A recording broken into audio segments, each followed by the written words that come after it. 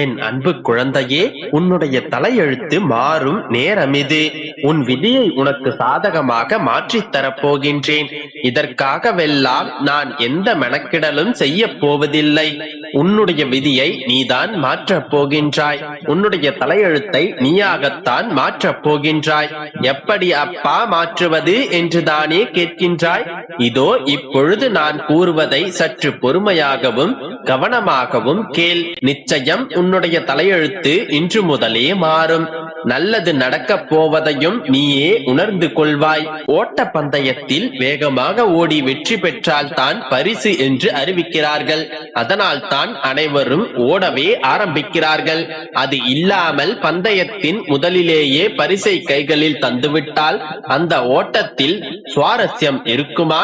அது போலத்தான் வாழ்க்கையும். அங்கீகாரம் கிடைக்கவில்லை என்று வருந்தாதே.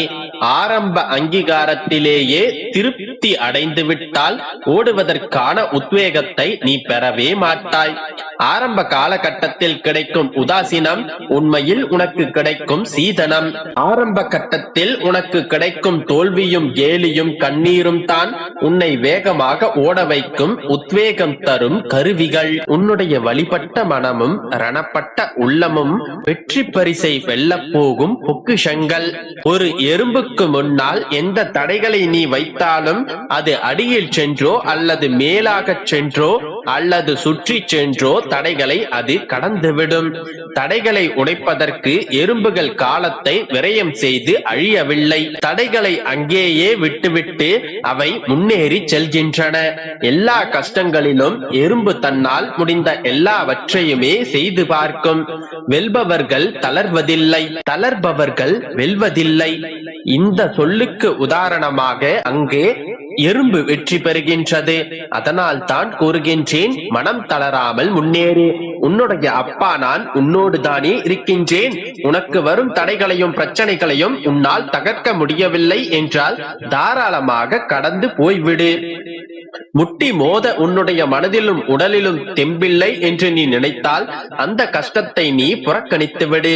அதையே நினைத்துக் கொண்டு வருந்திக் கொண்டே இருக்க தேவையில்லை. உன்னுடைய விதியை நீ மாற்ற முடியாது என்று நீ நினைத்தால் அந்த விதியை நீ அப்படியே ஏற்றுக்கொள்ள பழகு. சந்தோஷமாக ஏற்றுக்கொள். சந்தோஷமாக வாழ்ந்து கொண்டிரு. அந்த விதியை நீ சந்தோஷப்படும்படி மாறிவிடும். காலங்கள் எப்போதும் இப்படியே இருந்து விடாது மகளே.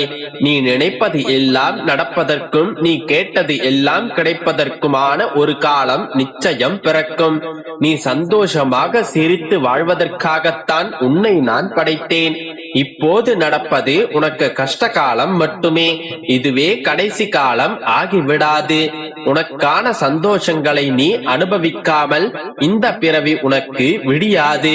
அப்படி என்றால் இன்னும் எத்தனை காலம்தான் நான் காத்திருக்க வேண்டும்? கால காலமாக காத்திருக்க வேண்டுமா அப்பா என்று குழந்தை போல் கேட்காதே. உன்னுடைய காத்திருப்புகள் எல்லாம் ஒரு முடிவுக்கு வரும் நேரம் கண்ணே இது. மாற்றங்கள் எப்போது வேண்டுமானாலும் தோன்றலாம். உன்னுடைய வாழ்வில் நீ நினைத்து பார்க்க முடியாத அளவிற்கு அதிசயங்கள் நிகழப் போகின்றது. ஆனந்தத்திலும் நிறைந்த நிம்மதியிலும் திளைக்கப் போகின்றாய். இது நான் உனக்கு தரும் சத்திய வாக்கு. உன்னை நான் என்னுடைய கருவறையில் வைத்து காத்துக் கொண்டிருக்கின்றேன். இனி உன்னுடைய வாழ்க்கையில் அற்புதங்கள் பலவற்றை நீ காணப்போகின்றாய். உன்னுடைய தலையெழுத்தும் மாறும். உன்னுடைய வாழ்க்கையும் நீ நினைத்தது போன்று மாறும். கற்பனையில் நீ செய்து வைத்த அத்தனையும் நிஜமாய் உன்னுடைய கைகளில் வந்து சேரும். என்னுடைய வார்த்தைகள் மீது நம்பிக்கை இருந்தால் மகிழ்ச்சியாக இரு. மற்றவற்றை நான் பார்த்துக் கொள்கின்றேன். நம்பிக்கையோடு இரு. அனைத்தும் நல்லதாகவே நடக்கும். என் அன்பு குழந்தையே, எப்பொழுது அப்பா என்னுடைய பிரச்சனைகள் தீரும்? எப்பொழுது அப்பா என்னுடைய இத்தனை பிரச்சனைகளுக்கும் தீர்வு கிடைக்கும்? எப்பொழுது நான் முன்பு போல சந்தோஷமாக இருப்பேன் என்று என்னை கேட்டுக்கொண்டே இருந்தாயே? என் தங்கமே, இப்பொழுது கூறுகிறேன், உனக்கான நல்ல நேரம் வந்து விட்டது. இப்போதைய காலம் உன்னுடைய காலம். என்னுடைய வார்த்தைகளை நீ கேட்க நேர்ந்தால் கேட்டுவிடு என் செல்லமே. இது உனக்கான வார்த்தைகள். இதை நீ கேட்கும் நொடி முதலே உன்னுடைய இன்னல்கள் நீங்கும். உனக்கான இன்பங்கள் எல்லாம் உன்னை வந்து சேரும். நம்பிக்கையோடு இறுதி வரை கேள். நன்மைகள் எல்லாம் உன்னை வந்து சேரும். இந்த வார்த்தைகள் பலிக்கும் போது என்னுடைய சக்தியை நீ உணர்வாய். நீ வைத்த நேசத்திற்காகத்தானே இத்தனை போராட்டங்கள். இத்தனை காலமாக உன்னுடைய நேசத்திற்காகத்தானே போராடிக் கொண்டிருக்கின்றாய். ஒன்றை புரிந்து கொள், இந்த வாழ்க்கை உனக்கு நேசத்தை கற்பிக்கின்றது. ஆனால் இந்த காலமும் நேரமும் நீ யாரை நேசிக்க வேண்டும் என்று கற்றுக் கொடுக்கின்றது.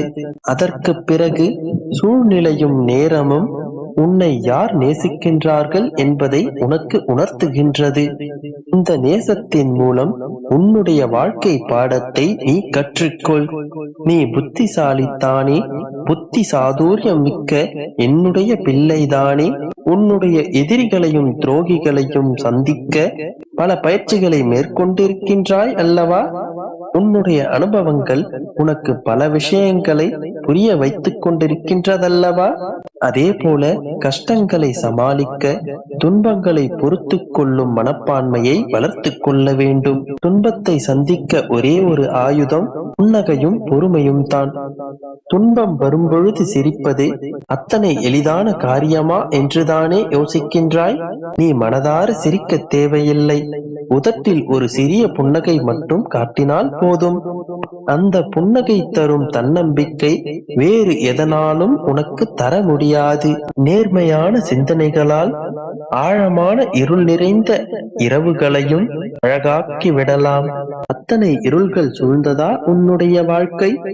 நல்லது நடக்கும் என்கின்ற எண்ணங்களையும் நல்லதை நடத்திக் கொள்வேன் என்கின்ற தன்னம்பிக்கையையும் என்றுமே விட்டு விடாதே. அவையே உன்னை வெற்றி பாதைக்கு அழைத்துச் செல்லும். நீ நினைத்ததை நடத்தி தர வழிவகுக்கும். அதனால் எப்பொழுதும் நேர்மையான சிந்தனையுடனும் நம்பிக்கையுடனும் இரு. உன்னுடைய வாழ்விலும் சந்தோஷமான நேர்மறையான நிகழ்வுகளை நடத்தி வைப்பது என்னுடைய வேலை.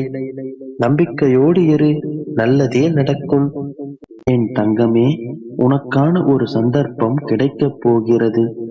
அதை சரியாக பயன்படுத்திக் கொள். என் குழந்தையே, உன்னுடைய வாழ்க்கையில் உன்னுடைய ஆசைகளை ஒவ்வொன்றாக நான் நிறைவேற்றப் போகிறேன். என்னுடைய வருகைக்காக நீ காத்துக் கொண்டிருக்கின்றாய். நீ மட்டுமல்ல, உன் வீட்டில் உள்ள மரக்கதவுகள் கூட என் வருகைக்காக ஏங்கிக் கொண்டிருக்கிறது. உனக்காக உன் வீட்டிற்கு வரலாம் என்று முடிவெடுத்து விட்டேன். நீ என்னை காணும் நேரம் வந்து விட்டது.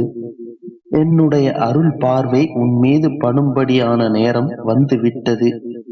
என்னை நீ அன்போடு வரவேற்கும் நேரம் வந்து விட்டது. என்னுடைய காலடி பட்டதும் உன்னுடைய குடும்பமே மகிழ்ச்சி வெள்ளத்தில் மூழ்கப் போகிறது. செல்வ சுபீட்சம் பெற்று உன்னுடைய குடும்பம் சந்தோஷமாக வாழப் போகிறது. அதனால் தயாராக இரு. இழுபறியாக இருந்த நல்ல செயல்கள் எல்லாம் இனி தாமாகவே